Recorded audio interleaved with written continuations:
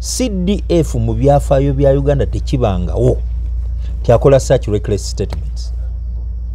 Tekibangawo oba ziri reckless oba ziri clearly defined nti ekyo kizitegeeza.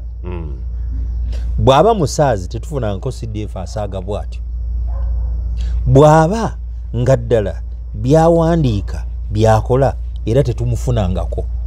Yasookedde ddala mu byafaayo. Kubanga n'oyita Ojoko yali chief of staff. Ate nga Army commander ye Tito Okello Lutwa. Abo ababiri tebaakola kuwono kyakola. Tujja kutta bano, tujja kutta bano, tujja kutta bano. Gwe tutadde omuti eggulu gwe tugenda okukubira amasasi gwe kooti ate gwe oli mu banka ono simanya ali wano ono muyigiriza Lunyankole kibangawo. Olaba ne Kwamini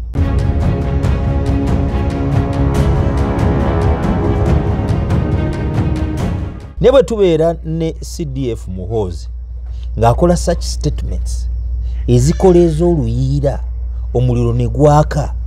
To me tuyinza okulowooza nti state ekyaliwo ninga state is under siege nga ne Museveni yennyini takyasobola kwesalirawo.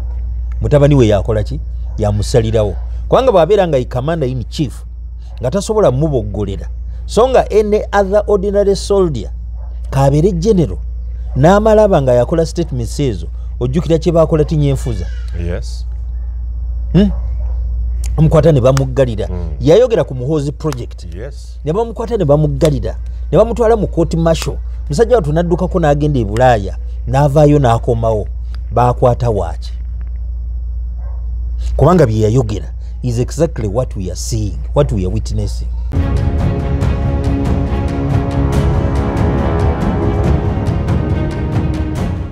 Abanyankole okusirika bayinza obutasirika lwa kwagala. Nabo bibasobedde. Nabo bibakoze eki? Bibasobedde. Jukira nti when such statements come out, the bulk of the masses bano ne bagandi baabo. Kati bali baanukule badifendinge bakole ki? Kyemanyi ndoza bakyekola mu mulimu. Naye kyemanyi nti abantu beeyo si bangu. Oyinza okulowooza nti ojjukira baba wagira Obote nti baagala Obote nga ssente. Okiraba? So I believe okuddira ebigambo bya Muhoozi Kayine Rugaba kubanga CDF obiteeka ku Banyankole it's a total error. Era nze siyinza kukikkiriza. Nze nabakwano bange Abanyankole they've been so supportive, they are so good people. N'ebyokusosola tebabiriiko.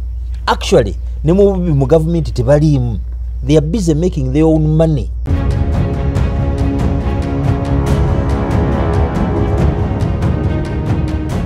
Wamala nkaaba era buli lwenda bebigenda maaso otulo tumbula sebaka mpulira many wailing hearts, many crying souls nga zigamba Uganda twabaaki. Tuyinza tutya okubeera so foolish, abakulembeze baffe ne babeera so foolish ne beerabira gye tuvudde. Weesiimye mattu oli wa mukisa okukira abalala. Omugugu gw'ebizibu by'ettaka gukutikkuddwa Brand Property Services Limited ku lw'ettaka eritaliiko nkaayana. Ennyumba eziwedde okuzimbibwa wamu n'ez'okupangisa, apartments ez'okupangisa wamu n'okugula mu mawanga ag'enjawulo okuli Uganda, Kenya, Bungereza, Dubai, America wamu ne Canada. Okuddaabiriza ennyumba oba ebizimbe byo, property management n'abasaveya abakugu abataakufere. Twekwate ku nsonga zonna ezekuusa ku by'ettaka nga kw'otadde n'okugobera ku kyapa kyo. Kati pazo y'eby'ettaka ebadde kukaluubiriza egonjoddwa bw'okwataganye naffe. Tukubire ku noti 703 noti 79 oba noti 773 noti oba otusange ku MT House omwaliiro ogusooka room 5 ewazana ku Entebbe Road okuliraana ekizimbe kya Muguluma Empire. Tukyalireko ne ku website yaffe www.brandpro.co.ug. Brand Pro Property Services Limited, tutuukiriza birooto.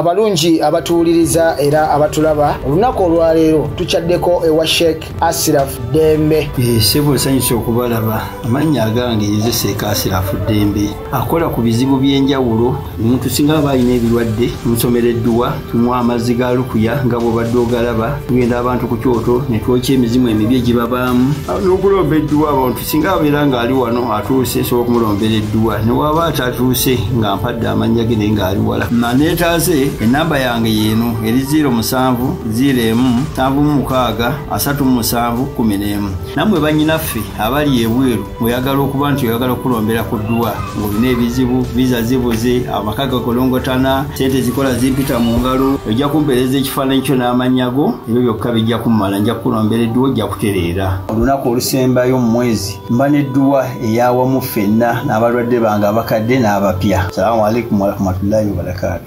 Endowooza wamu n'ebigambo ebyogerwa mu pulogulaamu eno bya muntu ssekinnoomu akyaziddwa wabula tebikiikirira ndowooza wamu n'okutegeera okwabaddukanya omukutu guno oba abo abagulangirako osabibwa okuwuliriza n'obwegendereza okusobola okwesalirawo ku mulamwa guno wamu n'ebyo ebiteesebwa weebale kulaba mu mukutu gwa Uganda ey'enkya.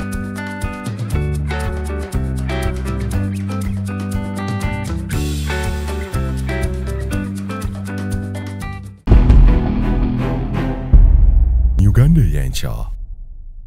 Kale mbaniriza nnyo abali ku mukutu gwa Uganda ey'enkya nze muzukulu wa Gabunga Moses Wamande muzukulu wa Namwama Musuma Moses Onumale tetujja kulwawo olwaleero ensonga ze tugenda okwogerako bye bya CDF Moses Rugaba okubeera nga ataakudde olutalo olw'okutulugunya bannayuganda omuli abawagira ekibiina ky'NUP n'abo aba opposition Ned Sebuufu Edi Mutwe bye twakategeererako byongera okukakasa nti ddala kituufu y'omu ku abali emabeggawo okutulugunya abantu bano yeegasse ku Kakwenza Lukirabasaija eyateekawo allegations nti mutabani w'omukulembeze w'eggwanga Moses Rugaba ye yamutulugunya under his watch and his command.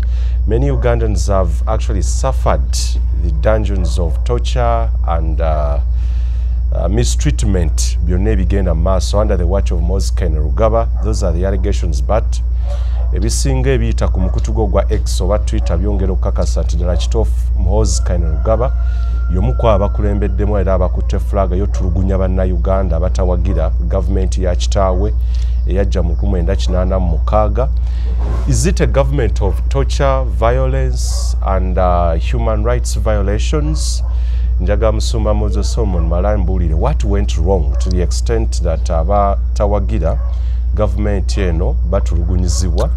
What's beyond what meets an eye? Kucha Edi Mutoba Edi Sebuufu rant eza Moses Rugaba ku X oba Twitter zitegeeza ki amidist amayengo g'ebyobufuzi ageeyongedde omuli n'akalulu ka bonna akasembedde ak'omwaka ogujja.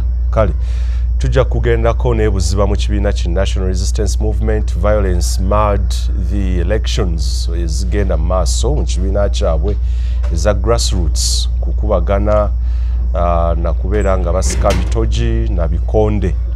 Does violence dictate ekibiina ki National Resistance Movement? Then n'ebirala mu kibiina kya NUP Mathias Mpuuga yagambye agenda kuba Kyagulanyi ne Alan Sewanyana mu mbuga lwa kumwogerako kalebule wogamba nti ye yali emabega w'okusibisa Segirinya Muhammad ne Alan Sewanyana ne Edi Mutwe n'abalala. He's the man behind the suffering of many NUP foot soldiers oba political prisoners. Byabadde bigambo bya Robert Kyagulanyi Ssentamu president w'ekibiina kya NUP. Era Mathias Mpuuga yagambye nti essaawa yonna bayingira kooti. Musumba nkwaniriza nnyo kansubire obulamu bulungi obulamu buli butya eno ssebo. Neyanziza nnyo okunkyalira era Mukama yeebazibwe.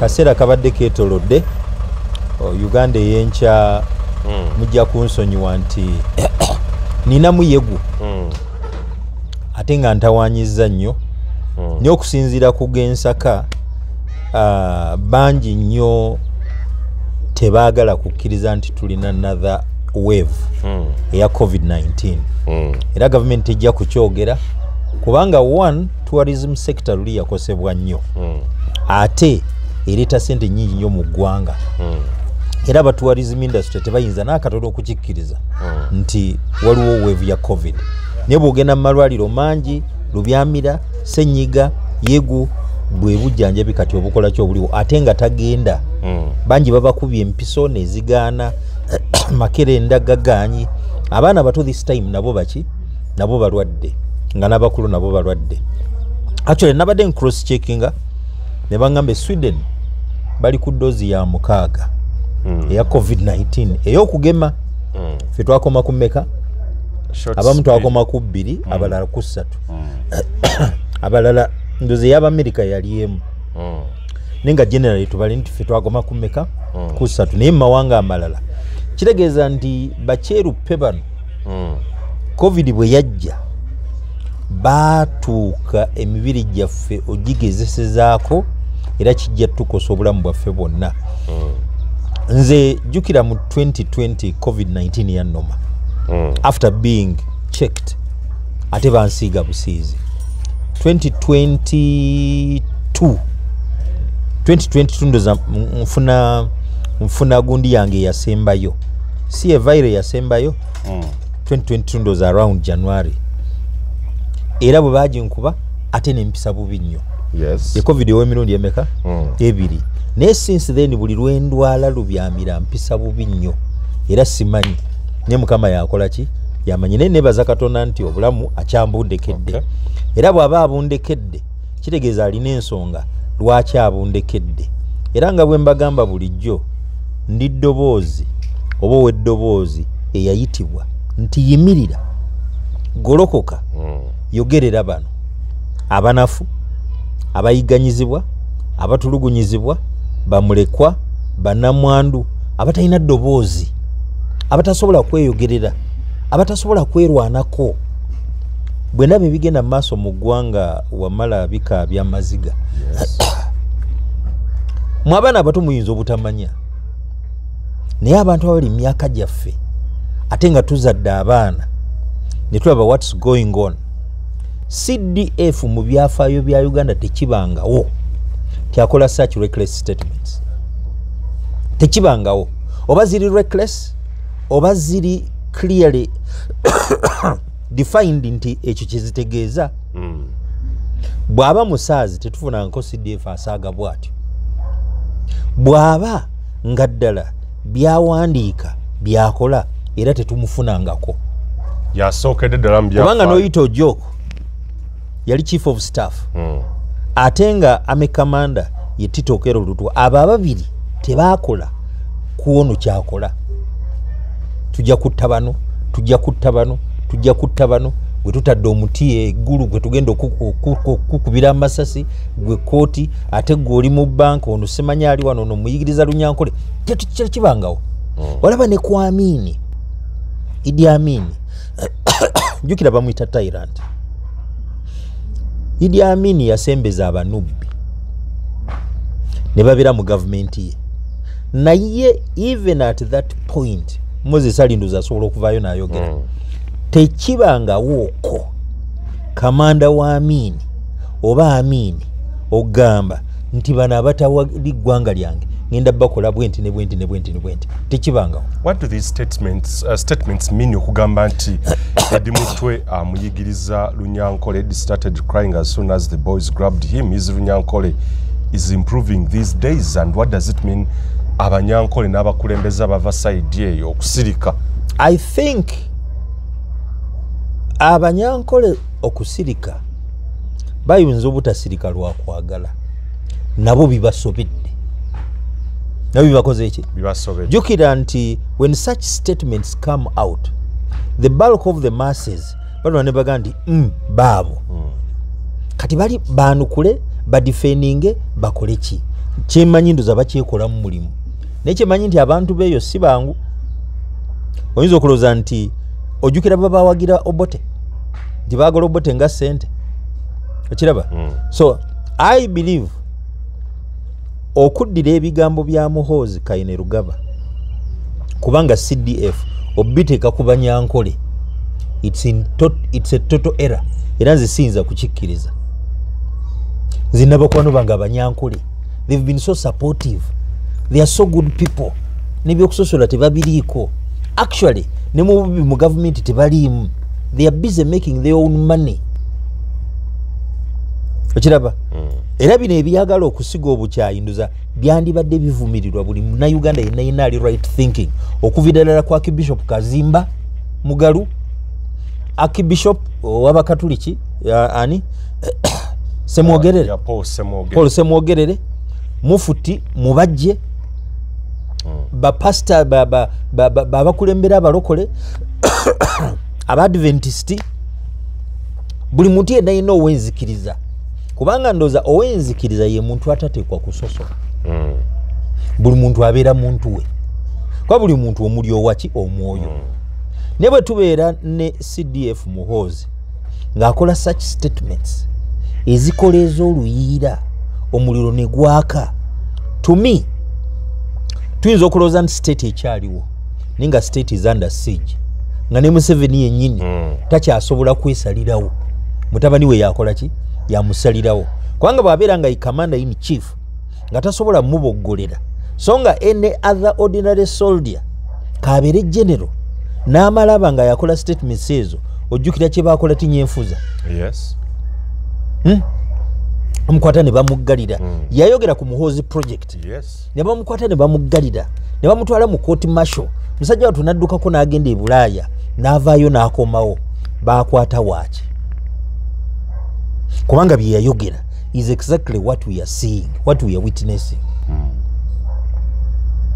Era ndooza kyannaku nnyo nti bannayuganda tulina obuzibu nti omuntu abeera ku frontline tumulekerera n'abeerayo yekka neyeetozira yekka, yeenonyeze sente, yeefunire sapoti, yeekubira enduulu. At this very juncture nandisuubidde Uganda Law Society ne kooti zonna okwekolamu omulimu tetugenda kuddamu kutuula kubanga rule of law eri hijacked. Toyinza kugamba nti omuntu omu ali above the law ate nga constitution yegamba tiwali ali above the law, ne CDF ali above the law. Amateeka g'amagye tegamukwatako, aga bulijjo tegamukwatako. Tolina gy'oyinza kumuwawaabira, ne kamani in chief tasobola muwa biragiro. Jowange ezo statements zikole kizirekera. Tulinga bali mu Chogamu, ojjukira Chogamu? Yes. Are you ready for Chogamu? Nti nze na spendinga kubanga sente zaaliwo, na spendinga nalaba oli ya spendinga. Kati is making every statement. Nenga statements ezo mbi butwa. Bwe tuba tunoonya statements eziyinza okukuma mu bantu omuliro ogutayaka ogwaka ne tuyingira genocide, ndoza ziva kati wa Muhoozi teziva wa mulala. Tulowooze nti there is a sinister move w'ekigenderero ekyokutandika ekyokweta genocide. Omanyi kiri bwe kiti Rwanda oloza genocide yatandika eti Rwanda. Tribalism mawanga aga asatu, Batuwa, Batuusi n'abaki n'Abahutu. Abahutu bagamba Abatuusi biyenje kiraba ne beaminga. What do you think is happening today? Do you think with such statements Eliaba is taking a lightly? Fe tuyinza ozitakinga lightly. Intellectuals bayinza okudda mu debates eziri intellectual. Abali spiritual ne bagamba tusabire eggwanga, ze byesikiriza tusabire eggwanga, ngate we can talk nga tuyina mandate eya Proverbs chapter 31 verse 8 and 9 yimirira golokoka zukuka ebiriwo okusabira eggwanga tumala budde. That is rubbish. Era nandigambye Kazimba Mugalu bano baani simanya abeeserejja kuba bagenda mu State House bafuneyo biki. Tebaddeyo mu State House bakimayo ki when the country is under siege.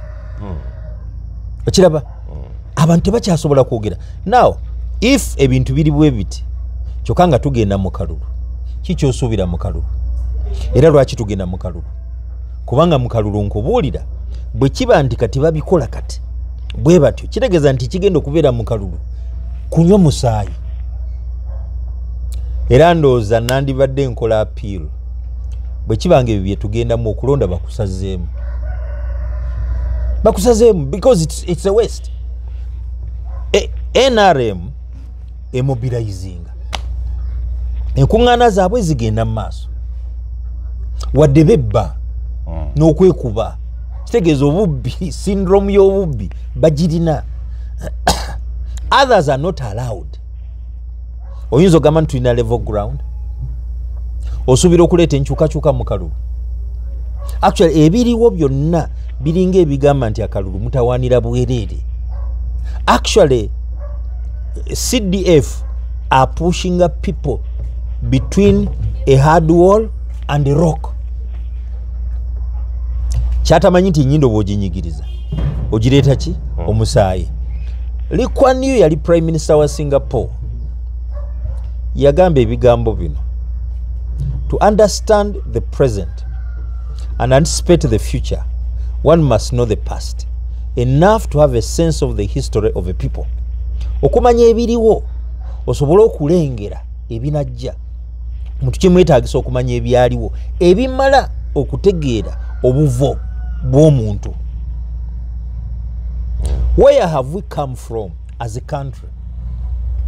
Wamala nkaaba era buli lwenda bebigenda maaso otulo tumbula sebaka. Mpulira many wailing hearts, many crying souls nga zigamba Uganda twabaaki. Tuyinza tutya okubeera so foolish, abakulembeze baffe ne babeera so foolish ne beerabira gye tuvudde. Kagame may be a dictator, naye alina ekintu kyajja akola every year: never forget where we've come from. Genocide bagitunulira ne bagijjukira ne bagenda ne bavisitinga those sites we battira abantu. Ffe wano ebyawandiikibwa babiwandiise kifuula nnenge history. 2. Can you imagine nti as a nation tetubeerangako na peaceful transfer of power? Muhoozi Kainerugaba yeerabidde bino. Probably ne taata Museveni kitaawe president waffe wa Uganda nti Obote bwe yayagala obuyinza yakikinga out Sir Edward Muteesa n'atakoma ku ekyo n'ajjawo Obwakabaka era bw'atyo Sir Edward Muteesa n'awaŋŋanguka. He abrogated the constitution n'aleeta amagye ulira ssebo ne gabisiijinga parliament ng'aleese constitution yakolebwa Lukongo Abinaayisa. Taga ndi eyo buli omu akebere mu pigeon hole eyo constitution empya kwe tugenda okutambulira. The A's say bagamba batya? The A's say A banane bagamba the A's have it. Ekyaddirira kwe kwata every opposition figure eyali mu parliament, mwe mwali balumu, mwe mwali basemwogerere n'abalala bangi bagenda okuva mu komera nga Museveni nga Idi Amin amaze kuwamba. That was 1971. Bwawamba Obote goes into exile. Bakulembeze bameka bagenze mu exile olwo. Tulina Sir Edward Muteesa afiiriddeyo, tulina Apollo Milton Obote naye agenze mu exile. Yagenda paka Tanzania. Apollo Milton Obote ngali Tanzania, Nyerera muyambako to mobilize. Neba Museveni bajoininga bandwagon. Balutwa, Batito Okero, Babaziri Olalo Okero n'abalala bangi era basonga wano. Bwe basonga wano, that was 1979 11th April ne bawamba. Can you imagine nti an entire army yalimu ba major generals, yalimu ba generals, yalimu ba colonels, yalimu yali kulembera field marshal, naye baagikuba ne bagisaza ensalo. Most of them oba many of them bafiira mu exile e Sudan ne Congo. Simanye ebyo oba mukwano gwaffe Muhoozi abimanyi, abitegeera era abijjukira. Simanye oba that history of the military agitegeera era agimanyi. Kwa statements zaakola yandibadde tazikola ne bali bakola statements ate tezaali mbi nnyo. But that is how they ended. 1979 still ne batugirako ani Lule nitwekalakasa ne batukubamu amasasi no work. Still those people, that army ya 1979 yejakani lutwa yejako lule. Museveni yatubuuza ani yalonda lule, ani amujjeko mwekalakasi zaki bukazinga ne bujja ne butukubamu amasasi ku State Square ne bateekako binaayisa okumujjako era majje. It was a siege ya State House. Bamusibirayo ennaku 3, Nyerere intervenes n'amujjayo n'agenda mwekizayo. Where did Lule die from? Ekizayo. Bakulembeze mabeka bakafiira mwekizayo. Lule yafiira mwekizayo. Edward Mutesa mwekizayo. Now 1980 tukuba akalulu. What really Wamala, one of the things that bothers me kwe kutugamba nti ekitutta omuntu mu nsiko kubba bululu nanguzi ne tudda n'agenda mu nsiko n'alwana 5 years n'akomawo n'akola byebimu bali bye baakola even worse ebyamutwala mu nsiko. Kubanzijukira Museveni bwe yali ku parliament awo yakugira yaga nti ekizibu ekibaddewo is this group getting rid of another group. Don't count us in that. The NRA is a spearheaded movement. Don't count us in that like movement like that. Tugenda kubeera a very spearheaded movement. I think bye tulimu byonna byajja lwakuba Museveni and his team got off track. Bye baatusuubiza baagaana okubikola. Actually Museveni yeewamba. Museveni yakola ki? Museveni gwe tutategeera yawamba Museveni gwe twali tumanyi. Era bw'amala omuwamba n'akola all that is all banne bye baakola n'okusingawo.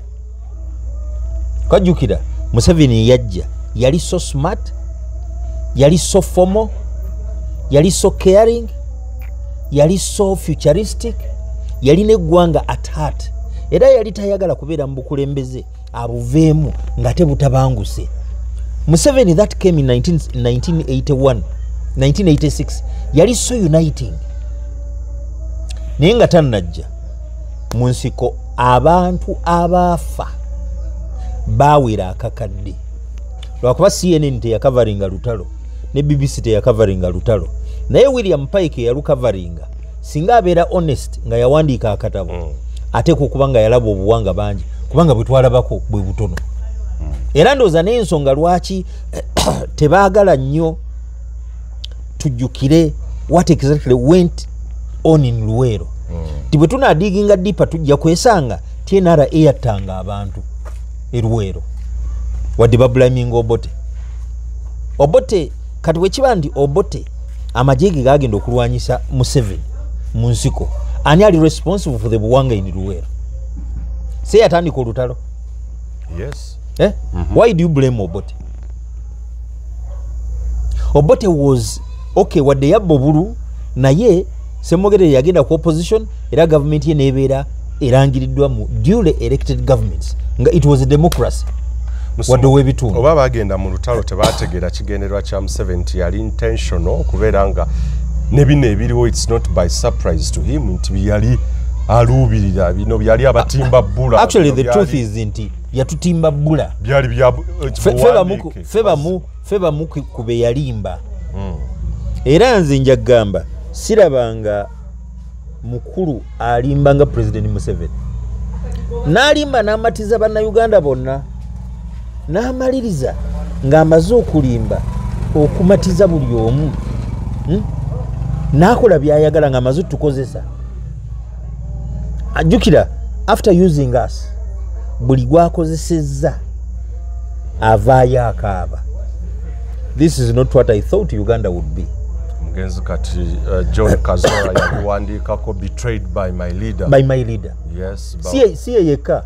Ba Dr. Miriam Matembe the struggle for democracy betrayed. Katino ate kategaya.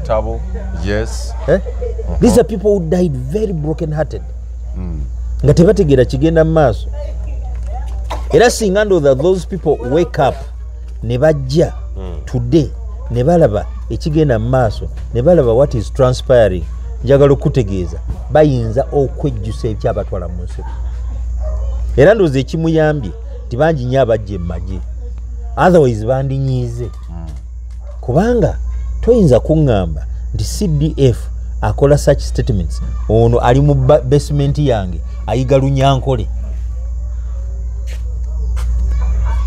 Obwo obujuzi tebubangawo okuwala kyomuyigiriza Lunyankole. Ku mulembe gwa Amini abantu kwegamba bafuba okuyiga olunubbi Kabara Sunu kwa gavumenti ye yali eriwo, naye nga tobeera forced, wabula bw'oba oyagala obafaanana ng'okola ki. Era nga bw'ogenda mu bitongole bingi nnyo osobola okuyingira State House n'olaba nti oluzungu terukola, waliyo olulimi olukola ki, olukolayo. Gendayo olabe eri olulimi olukola ki, olukolayo. How do you blame Baganda to be tribalistic? Naye nga te tribalism etandikira ku CDF. Now mukwano gwaffe Muhoozi yeerabidde. Muhoozi is a young man. Kwaffe abasinga tumusinga ki? Obukulu. And bagamba grey hair is wisdom. Muhoozi yandibadde respecting nnyo abantu abakulu, n'awuliriza ebigambo byabwe. Jeno Muhoozi wandibadde owuliriza kye tuyita ancient words ever true. Ancient words ever true, changing me and changing you. We have come with open hearts. Ancient words will change. Ancient words will nkera biddaawo. Naye nga ancient words ever true, ebigambo ebyedda ever bya mazima. Muhoozi, you are not going to reinvent the wheel. Abaakusooka baaliwo, they made errors. N'engeri gye baakomekkerezaamu ffe abamu tugimanyi era twagiraba. Power ecorruptinga naye teyandikutuusizaawo. Abaana b'abantu abatulugunyizibwa at the end of the day bayinza obutaba na bwogerero kuba system ogicontrollinga, naye God is always there. Oyinza okuba nga tokkiriza Katonda, but God is there, and in this season he repays.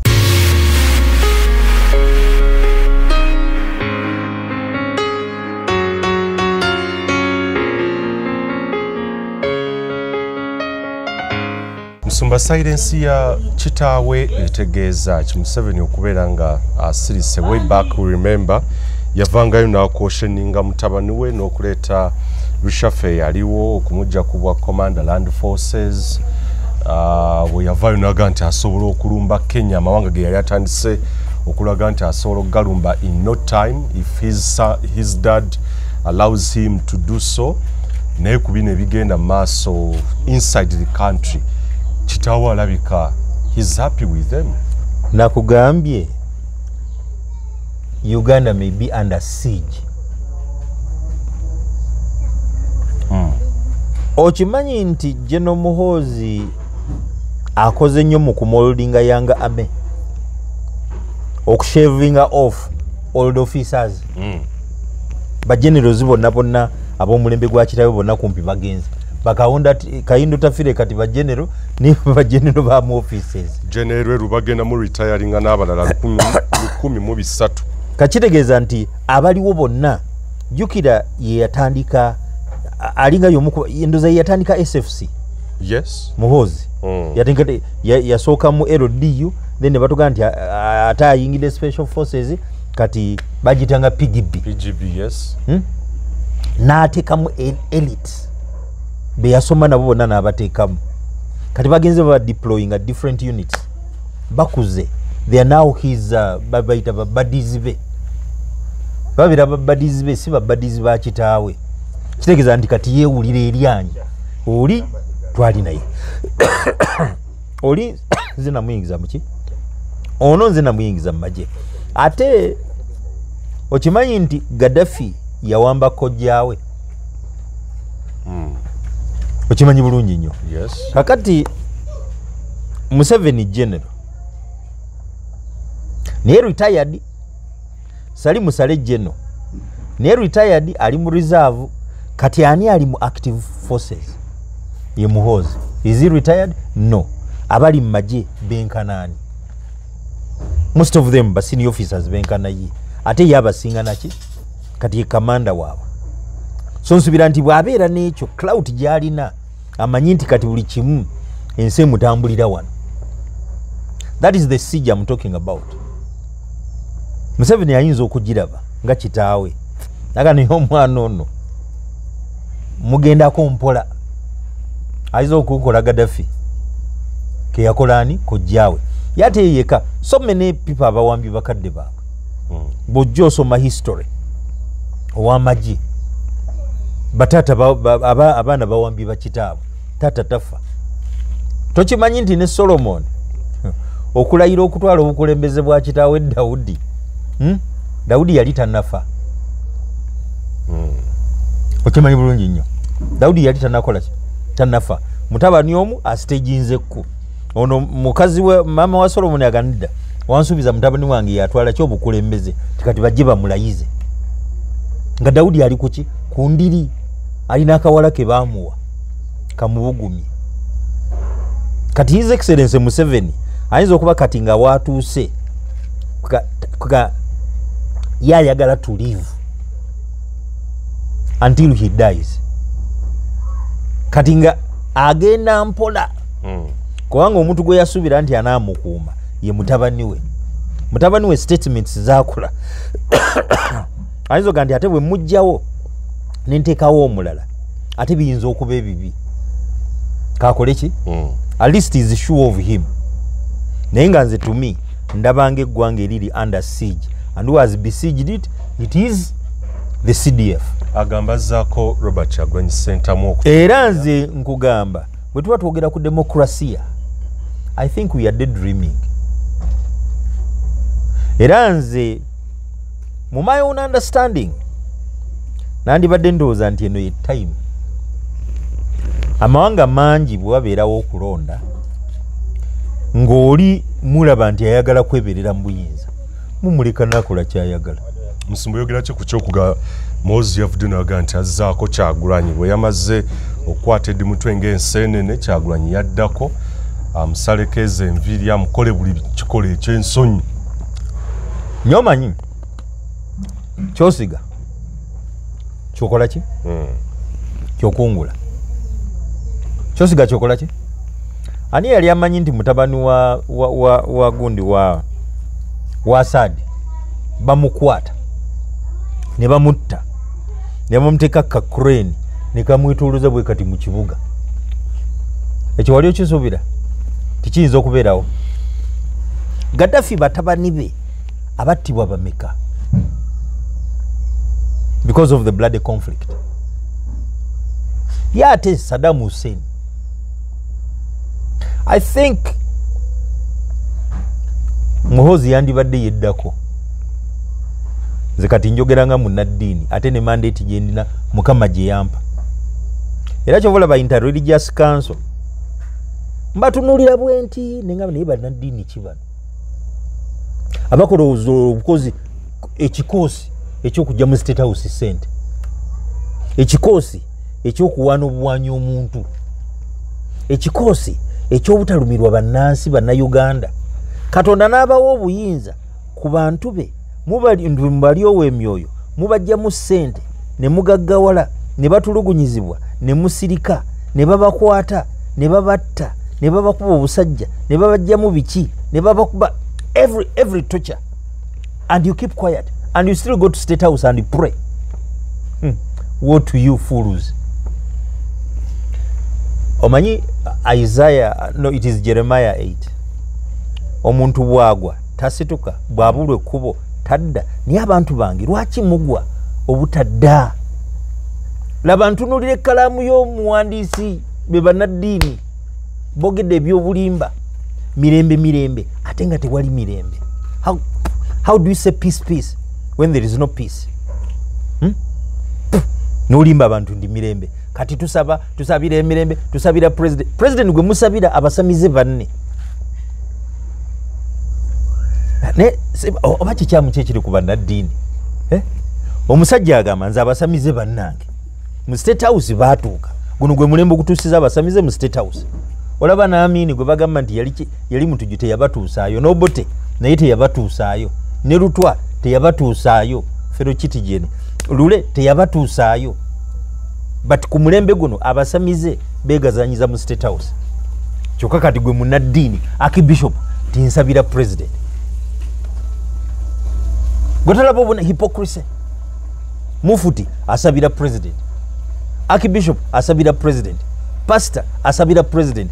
Era kyovola nze bampitanga mu State House. Ne olunaku lwe nagendayo. Ono omuvunana kulya bisiyaga atuddawo.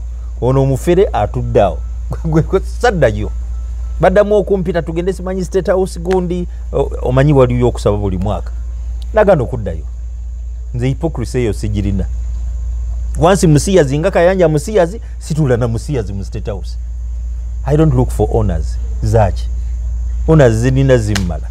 Amumale Moses Solomon. Bienina mukama yabimpadde. Era kyovola banti impunity. By the way, chikuwa total picture eya impunity eri wano. Ojukira nalwanyisa ebisiyaga era nkyabirwanyisa. Ojukira bwe twavaayo okulwanyisa ebisiyaga nitufuna abaana ba Kayanja baali ebisiyaga. Even today bakyavaayo. Kyokka buli avaayo gwe bakwata. Nalabye kooti ebanoonya. Naye kale katusoke tumule mu katini nnyo.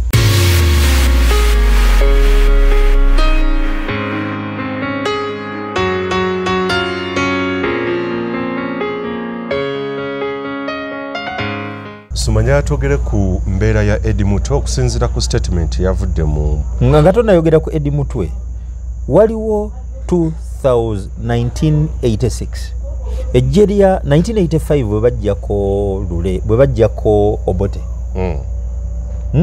bwe bajjako Obote no eyali chief of staff eyali omukambwe ennyo oyito joko yafiira ki sikabenje kanyonyi ne bamukuba sibwe kiri now bwe bajjako Obote mu 1985 July nga 25 omanyi kyaddirira Obote yadduka genda mwekizayo ne bangi nnyo ku baali abasajja be babakwata Sebirumbi yawanikibwa Kalabba n'abalala bangi nnyo abattibwa abafiira mu lutalo kyokka nga ye takoze eki tafudde yadduka mwekizayo.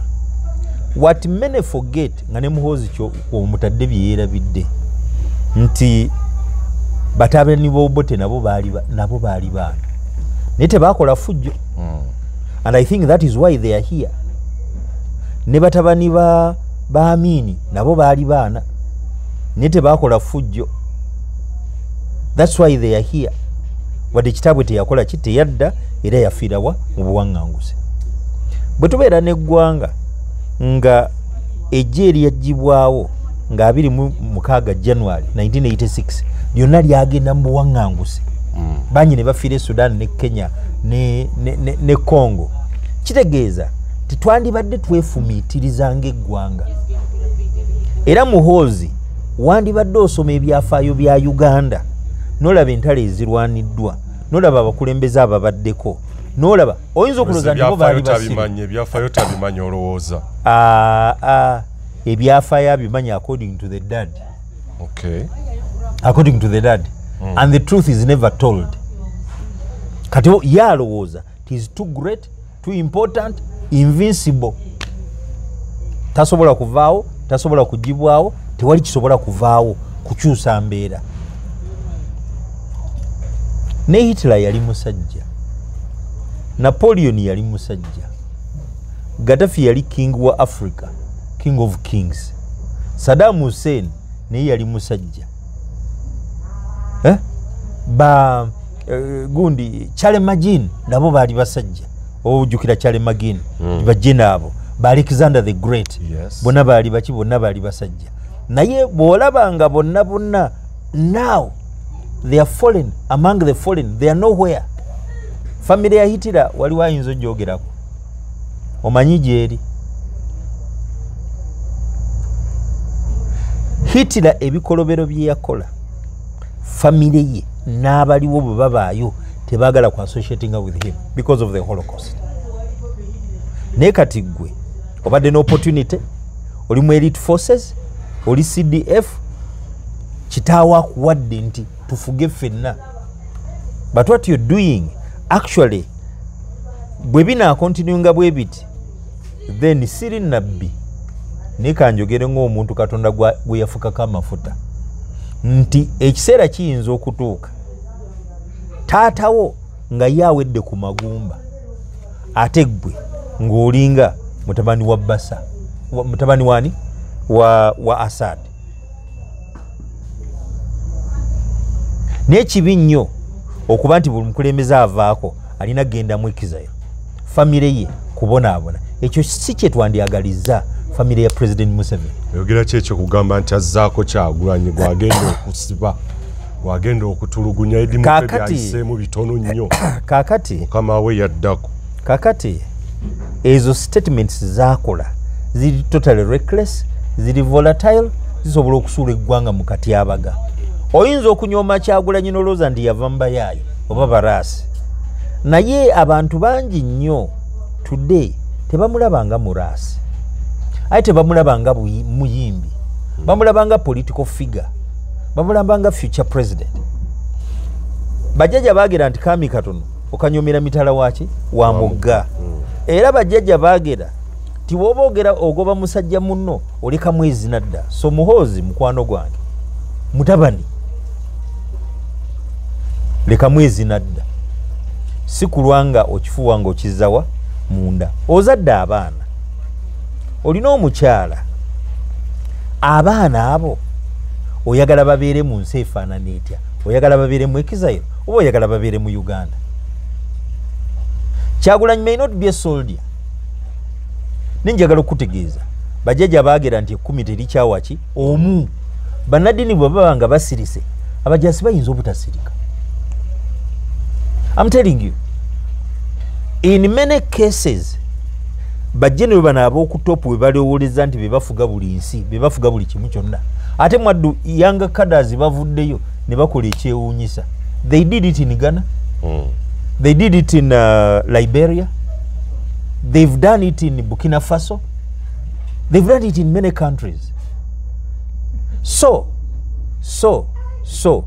ne bw'oba ng'olina ejje nga lisobola okulwana e Sudan, lisobola okulwana e Congo, lisobola okulwana e Somalia, lisobola okugendayo kuba ekisooka ekisinga okumotivatinga abajaasi mu ntalo, bakazi, munyago na honors ze bafuna. Nti bwe nagenda mu ntalo nja kufuna promotion. Naye ng'ebyo bivuddewo back home, even in times of peace. Abajaasi batunulira bakama babe naga naye ono lwaki tavaawo, ono lwaki akola kino. Mena analytical, mena critical, kuba bangi basomye. Ejje lye tulina mulimu abalina degrees, mulimu abalina masters, mulimu abalina degrees ez'ebika, mulimu ba professionals. Si kiwa nti they can allow ebintu ng'ebyo genda mu maaso. Sibakumamu muliro. Naye njogera ki amazima nti Muhoozi statements z'okola ziteeka eggwanga mu katyabaga. Wandibadde odizisitinga, ate Kyagulanyi wandimuvuddeko. Besigye ali mukomera.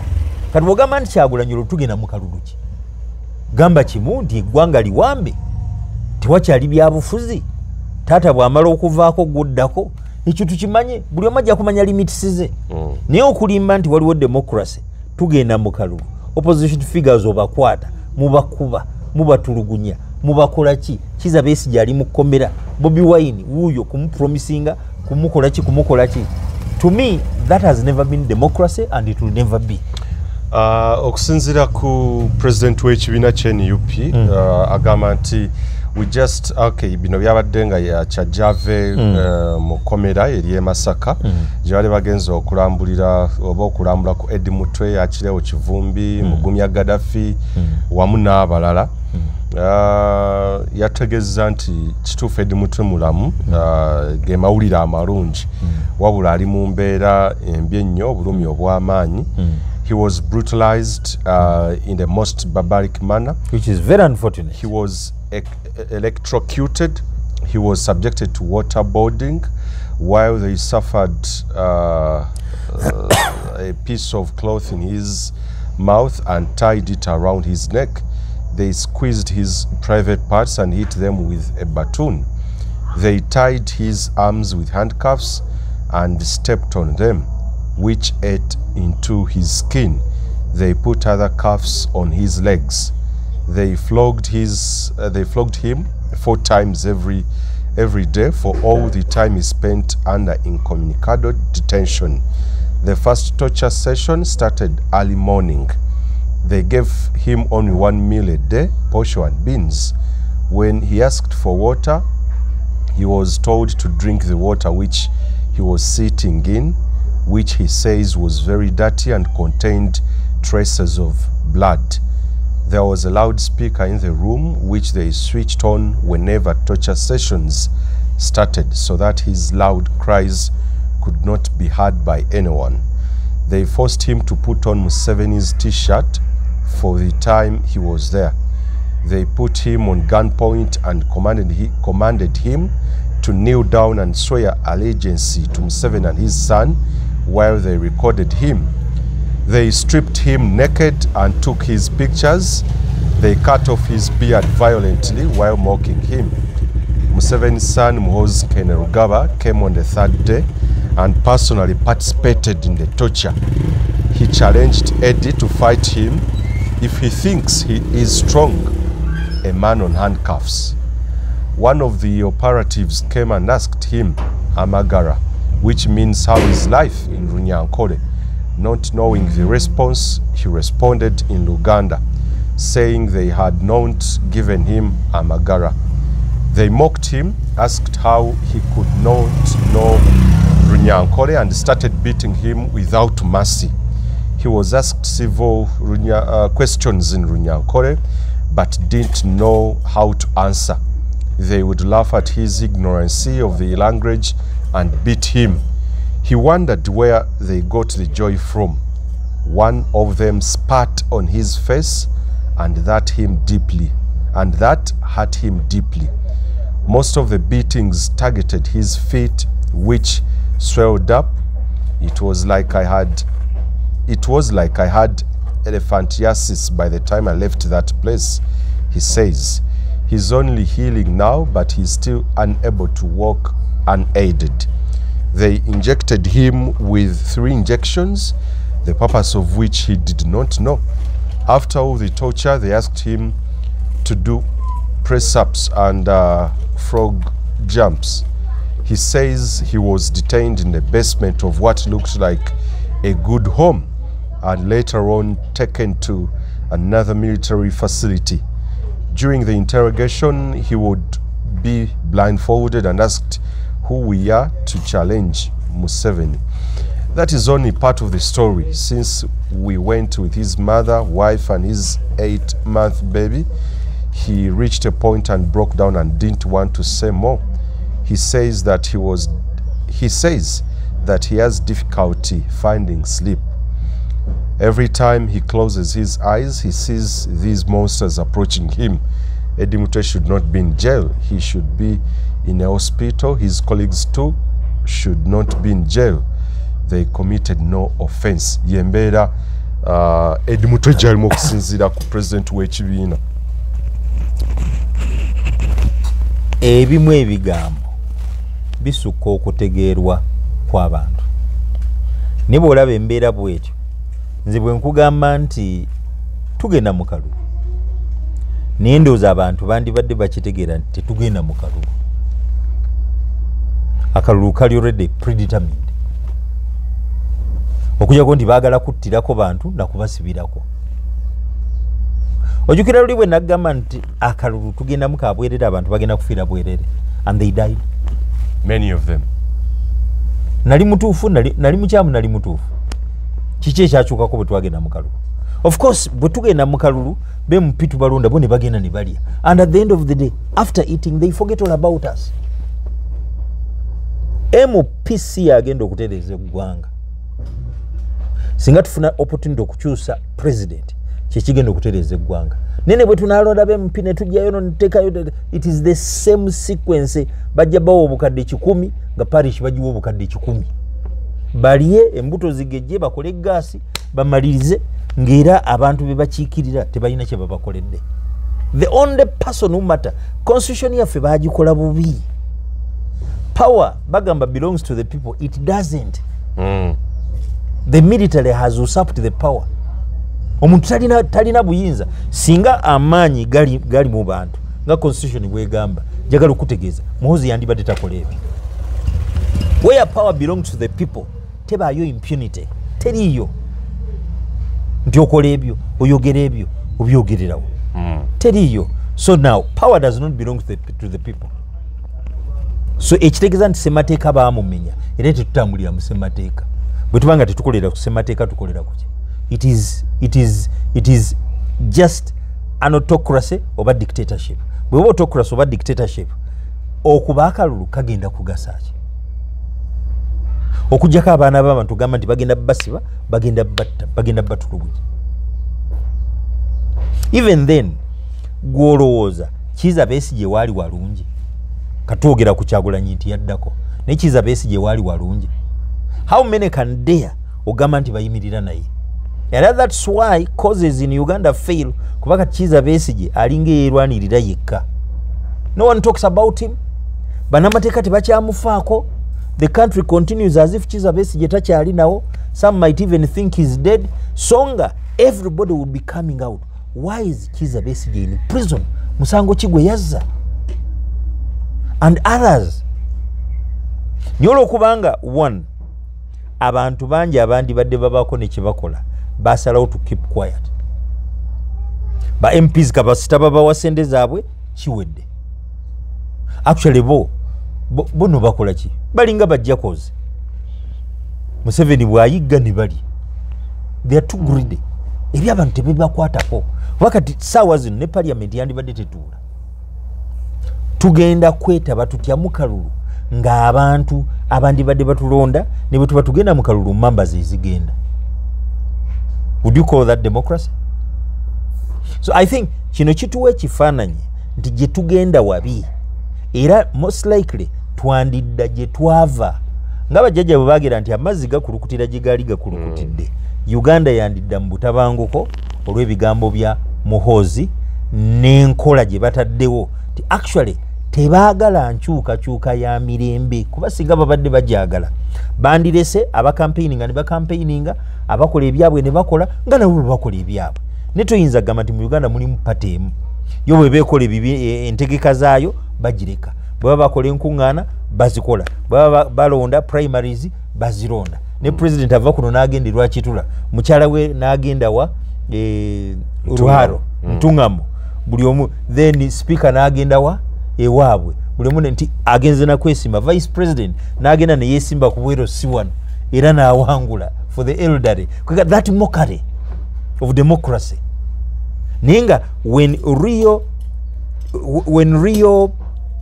real time comes katugenda kuba kalulu, let universal adult suffrage decide. Ngate mugamba temujja mwe kulonda temujja kugira ffe gwe twagala gwe tuyisaawo amagye ne gajja poliisi nejja. By the way balyose ne bankubira ba poliisi embooko balyose ne bankubira ba poliisi embooko. Musumba, that's being evil.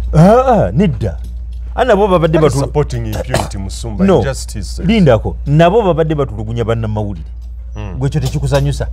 No, of course these are Ugandans. I don't condone Musumba impunity and soko olindeko nabo bagikozesa bayinza okubanga bakubye bakyamu kati bwababanga abapoliisi babakubye baali basuubira obbakuba kano namwe abamajje abakuba namwe lumu bali bakuba anti bagamba bayibuli egamba zikusanze gwanyaga bw'olimala okunyaga nawe ne bakunyaga zikusanze gwakuba emiggo bw'olimala ogikuba nawe ne bagikuba zikusanze gwatulugunya bw'olimala okutulugunya nawe ne bakutulugunya. That is the Bible. Sinze nagiwandiika nange nsome. But we can't be happy in times of injustices and impunity. Nawe abadde atulugunya okubiddwa abakubye poliisi etegeere nti bekuba nabo bantu kuba nalabye oba yabadde DPC gwe baakubye enna saamutegedde obaani nalumiddwa nti baamukubye ni at least nabo bategeereko nti bwe babasindika ku operations wasese n'olumu ate oluvannyuma n'osanyuka wasose n'olumu oluvannyuma n'osanyuka no byombi byabaddewo one nabo kabalabeko ku ttaaki kati nabo nga bwe bakaaba kati ne bano ab'amagye abaakubye nabo bajja kufuna ababakuba kubanga Qur'ani egamba nti waggulu w'omumanyi eriyo omumanyi gundi mu Bayibuli Dawudi Goliath olowooza yali amanyi nti eryamusobola mu Bayibuli Goliath omujjukira he was a giant towering alwanya entalo awangudde amagye atambula bwati n'ekyambalo koko kabuli watambula Kadawuni ndekagamba naye omusajja oyo nsobola omutta ko Sawulo tulina bw'omutandika musajja gw'oyagala okugenda okulwanyisa abadde mulwanyi obulamu bwe bwonna gwe yomyel a shepherd boy ko Dawudi nti nzise empologoma n'emikono n'enzita amalubu who's this heaven who's challenging the army of the living God as long as God lives ebikolobera abantu bye bakola bimala bidda ku mikono gyabwe ne bidda mu bulamu bwabwe ne famire zaabwe. Don't joke with God. Katonda tasekererwa. So nze nandisuubidde nti naawe bwe bakutuma ku operation togikola walaba gundi bwe yafa musajja wa Kabaka omala so miserably era nsuubira nti ekimu ku byamutta ayinza n'okuba tiya gaasi bwe yalumyanga abantu naye n'amuyingira n'amukolako ebyaki ebya tocha. Amanyi Katonda ayinza okuleka gw'oli omutocharingisa tiya gaasi na muntu ye n'akutocharingira awo ku buliri ne sente zikujjanjaba ne zibula bw'obadde olwanirira babatwala bweru bajjanja kuteesa yagenda Germany. Yes. Gw'ofiiridde wano mulago era gwawo toyiga gwe munnanga ali awo gwe batuma okutulugunya abantu okubakuba n'okwata amayinja n'ogateeka ku busajja bwa muno n'okwata omuliro n'okwata ki n'omunywesa amazzi ag'ebitabo ojja munywesa negeyeefukidde and you think you are doing service kubanga okola bakuwe promotion oba bakuwe sente. I think eno yandibadde time ya self examination. Oba oli mujaasi oba oli wa poliisi bwe bakutuma okukola ebikolobero desist. Waliwo story gye mbadde ngoberera omukyala taata we yali mujaasi wa Amini naye bangamba yakola ebikolobero bingi naye yabula naye famire ye eri haunted n'omukyala bwatyo ali haunted tafunye mirembe mulamu bwe kuba nekitaawe tamumanyi. You see muyinza okukola ebyo byonna naye abaana bamwe ne bapayinga price for your rot. Zinandisabye era nandigambye nti buli ali mu position of authority gikozese bulungi. Bw'ono gikozesa obubi Kyagulanyi si ye problem yatayagala kutaa, problem yatayagala transition, problem yatayagala peaceful change. Kyagulanyi comes on as a leader in such times. Si yeerese ate abantu be bamwagadde ate be bamulonze ne kati okuba ba foot soldier balinaki. Era kino kineewuunyiza ekitegeeza baagala kola nga kye baakola e Kasese Erweru kye yakola kubanga Erweru bwe yagenda e Kasese bali be yatta tebalina kye baalina but the man with simanyi Katonda ndowooza simanyi wamala buli we ntunula nendaba ng'omusajja yatta abantu b'e Kasese ate ayimirira pulpit naye n'abuulira enjiri. Kyokka ne bamwadiriza nti naye pastor Erweru naye ne yeenyumiriza nti naye ayagala Katonda omusajja yatta abantu bekasese natta abaana natta abakazi laga fire simanyi nsi mwe tutambulira impunity criminality with impunity nze wamala Uganda is under a state of siege naye Goliath ekyamutta ye ama yenyini gye yalina kubanga Daudi bwe yakasuka akayinja kamukuba wano ne kamuyuza skull naye ekyamujjako obulaga ate tekyali kya Daudi wabula yadduka Daudi n'agenda mu ndyanga yaani ya Goliath najjamu ekyambe kye oba ekitala kye yakozesa omusalako omutwe emundu muzirina fine amagye weegali bemuduumira mubalina but those olaba akambe kasala obwambo buli double edged blood double edged kasobola okusala eno singa okakasuka bwoti n'okakola bwoti osobola n'okukakola bwoti n'okaze nate ne kakwetemera bajjajja baagera Ssekabaka weeyolera kekakuluma entumbwe so Muhoozi obubwa bwe weeyoledde buyinza okuluma entumbwe Museveni obubwa bwe weeyoledde buyinza okuluma entumbwe nze male nyinza okuba toothless naye nze njogerera abo abatulugunyizibwa njogerera abo abanyigirizibwa nga ne Kyagulanyi mu omutwalidde ne Kizza Besigye bw'omutwalidde n'abalala bonna kuba ndi munnaddiini that's my mandate era Archbishop Kazimba Mugalu my brother Dr. Serwadda yes the silence is loud y'abannaddiini bonna Mufuti Mubajje Archbishop Paul Semwogerere Bishop Moses Odo presiding apostle General Overseer Moses Odongo n'abalala mwenna owaba Adventist all clerics nze it's my call ab'ekibuli this is my call tuleme gamba nti tebinkwatako kubanga ensi bwetabanguka okimanyi nti bwe bajjako Obote abasiraamu baatulugunyizibwa genda obuuze eyali Mufuti Kakooza ajja kubuulira ekyatuuka ku bakadde be Bugerere anti baali ba UPC baddukayo so bwe kiba nti with regime change n'eddiini tesosolwa ne bannaddiini batulugunyizibwa mwe mulowooza muneekwekawa and when there is war lutalo kyo olutatta bannaddiini n'olwa Museveni lwatta bannaddiini kati gwe bw'onoddeeyo n'osirika ng'ate ensi egenda mu matigga ogiraba ekkirira sliding ze nsuubira banna ekyo ekiseera tuzuukuke tujjukize bannaffe Dr. Kazimba Mugalu bwe bakuyita mu State House this time gamba sijja kujja kusaba paka ng'embeera ekyuse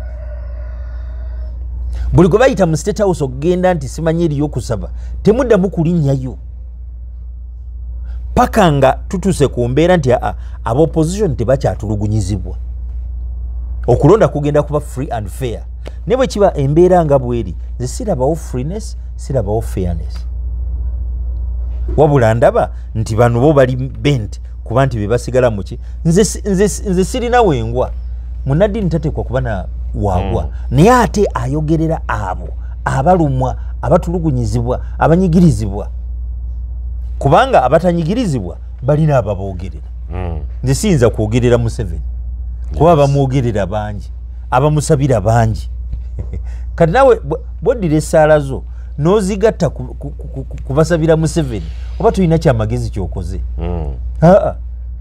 Museveni abulwa abamusabira eri abamusabira abeerewo bongere okubba eri abamusabira abeerewo nti bw'avaawo nabo bajja kufiirwa bibalina naye bano abanyigirizibwa teri abasabira teri aboogerera naye n'ofuna omukisa n'otuuka ewa president n'otobaako kyoyogera wabula ne weebaza bwebaza tusaba emirembe tusaba mugisaba wani pane tuleme kuwunga nakwewussa mugisaba wani ani agitabangula kubanga emirembe gyandibaddewo singa abantu bakkirizibwa okwetaba mu bintu byabwe mu mirembe Bobi Wine n'agenda kuba campaign ze ne bw'ajjayo recently nabadde mpita awo ku NUP headquarters ngeri besieged eri under siege SFC maje SFC egisazeeko kati fe abaisula eno ekawempe Museveni alabikanduza yakyusa n'empita eno takyayagala nnyo kuyitayo yakyusa ekkubo kubanga awo buli kiseera basuubirawo ndoozi obwegugungo era kati maje gabeerawo Nuupu yazizza musango ki bwe kiba nti okubeera ku opposition guba musango kati olwo politics waaki tumuleke tugambe ti omanyi nina kyeŋŋamba naye wamala wagaano kikkiriza a good dictator is better than a bad democrat. Good dictator agamba nti mumuleke enfuge temuteekawo kulwa temuteeka naye nja bafuga bulungi nnyo amazzi nja gabaleetera kino nja kibaleetera naye kati tabayo nti ono democrat naye amazzi bantu tebalina masannyalaze endagamuntu ze expiringa simanyi kiraba renewal buli kyogendako kyonna kyonna abagwira be bajjudde wano simanyi kiraba bwe bagamba nti you are free to participate it's a national call national duty okuba nti okuba akalulu ate bwe ngamba nti ngenda keetabamu ate emigo negimputulwa kati olwo mpitira ki okwetabamu kalulu oba si kyo nonkwata nonsiba n'otulugunya n'obusajja n'obutulugunya nsaasira nnyo Edi Mutwe ne famire ye ne mugume bajjajja baagera n'ebibimba nabyo bikka n'enkuba bw'etonnya eriikya n'embuyaga bw'ekunta emala n'ekola ki ate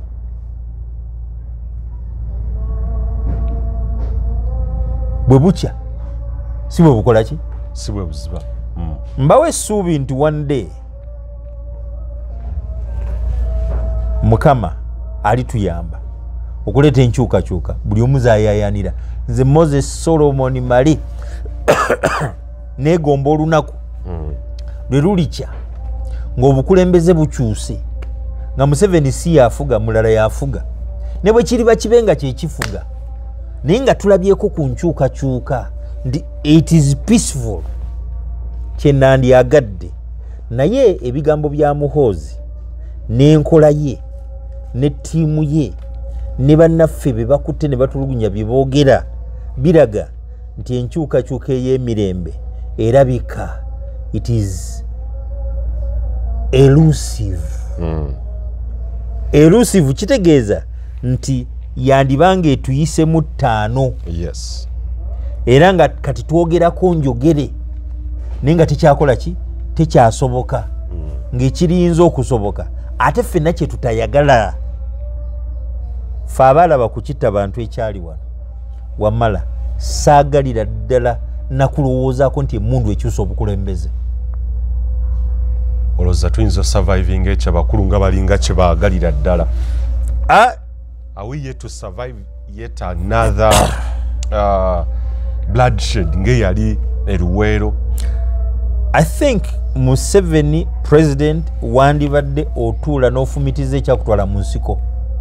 Secondly, n'ojjukira impunity gye wagamba nti ogenza okulwanyisa then n'okubaganya mu compare and contrast where are we? Otherwise bw'onooba tukikoze mutabani we tamanyi kyakutwala mu nsiko. Yaakulidde mu bitiibwa akuza asomera mu ssomero lya bbeeyi ageze Sunday hasite asomye sikiwa nti ndakibina ebyawano yabiyitamu akulidde mu state of entitlement kino kitibwa kuba kyange taata bw'avaawo nzini n'okumusikira state house agatwalanga lujja lwabwe makaaga family home yes family home ebyo gamba nti the world is a stage everyone comes plays his part and leaves Shakespeare nga bwe yawandiika yetabiriiko yamanyi nti world si stage world bwe gaba makaago akati omwana oyo wandibadde omukomako wadde CDF ndoza muhierarchy by the way okimanyi nti the second most powerful man mu ggwanga ye Muhoozi yes after Museveni it is Muhoozi si vice president era bwe ntunira Jessica Lupo Meja neŋŋandya kyova olaba yeeyogerera amatooke ge naye ne yeebaza PDM naye ne yeebaza president ate speaker ye asaba mu linnya lya kitaffe Museveni n'omwana Muhoozi ne maama Janet n'omwoyo omutukuvu oba yaani kakati ebyo biri eyo kanolaba nti oyo volongoto naye nga on a serious note eggwanga ligenda mu matigga olw'ebigambo bya Muhoozi ate nga asobola obikomako ali ogu ye Yoweri Kaguta Museveni ate kubanga bwadde ne ligambwako nnyini lyo ate nga abasobola omuyambako be bannaddiini who have chosen to keep silent era ne bannaddiini lwaki mukuza olunaku lwa January Lumu muluveeko January Lumu spoke January Lumu acted January Lumu was murdered ne mugamba January Lumu ne musaba lubeere na public holiday Museveni n'alubawa nti public holiday kyokka even when that happens mwandibadde ne courage ya Lumu ne mugamba no enough is enough but here courage ya Lumu temugikozesezza sikiwa nti omusajja yateekawo olunaku lwa January Lumu ate asobola okuttaako Bishop Kazimba olwo naye abeera comparable to Amini nti oba tebannaddiini bonna abakwate sikisuubira ne Muhoozi simusuubira wadde ayogera ebyo naye simusuubira kukwata bannaddiini batulugunya simusuubira kuba tewaba njawulo wakati we naani n'oli gwe bagamba nti yatta January Lumu naye nga te January Lumu baamutira kituufu yali awagira gavumenti ejja ngiriko takola ki tajagala but here we are bannaddiini if you can do that if you can maintain impartiality ne mugamba nedda ffe tuliwo kulwa abantu abatulugunyizibwa abanyigirizibwa ebyabo ebibwa ne babba ssente ne bazeegabira mwe ne muteega ababbi namwe ne mubagaba babawadde 10 naffe mutuweeko simanyi okiraba abantu ne bakaaba nti banne batutta batusaba bakola ki mukaabe mpola ffe batuwa ebisawo bya ssente. What sort of religious people are those? Interreligious council njagala obba provokinga muzuukuke. What are you doing? Era mugenda maaso kusabira musabire president mu State House, musabire omukyala mu State House, musabire omwana CDF. Waliwo yankubya akamanga abuuza ye bannange maama buli watambula atambula ne Bible omwana Patience atambula ne Bible bayina ne aina ne kanisa aina na kiki kya preaching eri taata bikibe bamugamba bonna nga ate bakkiriza Bible tezibava mu ngalo bikaseera God. Let me tell you nakugambye Museveni byakatonda si byaliko era njagala okutegeeza ne Muhoozi si byaliko. These two bafanagana. Museveni abasamize be babe. Ekirala. God may be catch word. Kubanga balaba nti bannayuganda bonna bakkiriza Mukama yebazibwe, Yesu yebazibwe, bikira mu linnya lya Kitaffe n'Omwana n'Omwoyo Omutukuvu. Yego tubafaanane tubafugira okwo. Kubanga ddala omukyala atagamba kubba. Olabanza owange nali nwanyisa ebisi agasebo neyekika mu kkubo. Nengamba nja kuyimirira nja birwanyisa. Kyenkola kiri nnobo oba tongoberera lekayo. Nali sikola kikyamu. Ne ku kintu ekibi bwe kityo abantu batulugunyizibwa. Abatuukirira Janet mwandibadde mugamba nti owange kyusa ku mbeera omukulu mugambe ne mutabani naye mukole kimugambe. Bamaama boogera nnyo eri abaana. Omwana ne bw'aba yandibadde akola ebikolobero n'akola ki n'adisistinga naye maama ki atagamba ku mwana. In the brief family yonna byeyagala they entertain this byonna bigenda maaso. I believe so. I believe so. Kubanga tekisoboka kuba nti bikontinuinga bwe biti nga buli omu asirise. No sober minds eziri mu first family. Tezisobola kubeeramu at this juncture. Singa zibaddemu Muhoozi yandibadde yakomwako dda nti wange ojja tuleetera obuzibu. Maama n'atamugambako nti ojja tuleetera obuzibu. Bannyina ne bataba mpozi olw'okuba nti mujaasi ayinza okusalawo ne yeesuula eddalu ajja kukuba amasasi. Tojjukira nti baali bayombagana ne Lwabwogo oba bituufu oba si bituufu ne twabiraba ku mutimbagano. Si bwe kiri? Yes. Yabagamba aba babiri simanyi oba bakwatagana. Katonda yika yakola ki yamanyi. Naye oba bakwatagana oba tebakwatagana neze ekyokutulugunya abali ku opposition ekyokutulugunya bemugamba nti ate twetabe mu byobufuzi nze ndaba ekyo kimenya semateeka kimenyedde kirinyirira eddembe ly'obuntu ate kinyika eggwanga era kitutambuza otutwala gye tutayagala kulaga.